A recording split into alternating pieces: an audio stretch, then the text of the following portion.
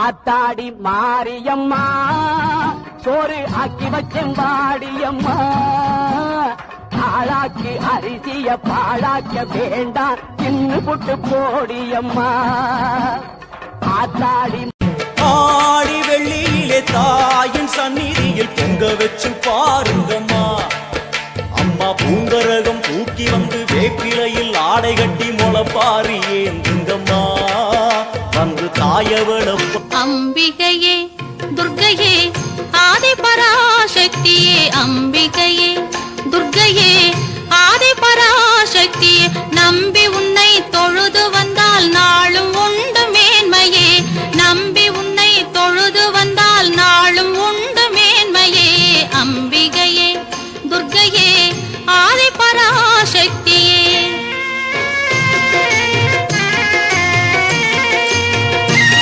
ஆடிப்பூரத்தன்னைக்கு அம்மனுக்கு வளைகாப்பு போடக்கூடிய பழக்கம் எப்படி வந்துச்சுன்னு உங்களுக்கு தெரியுமா? ஒரு சமயம் ஒரு கோவில்ல, அந்த கோவில்ல பிரதான தெய்வமா சிவசக்தி இருந்திருக்காங்க. அந்த கோவில்ல திருவிழாக்கள் முடிஞ்சு எல்லாருமே வந்துட்டு அவங்கவுங்க இல்லத்துக்கு போயிருக்காங்க. கடைசியா ஒரு நிறைமாத கர்ப்பிணி அந்த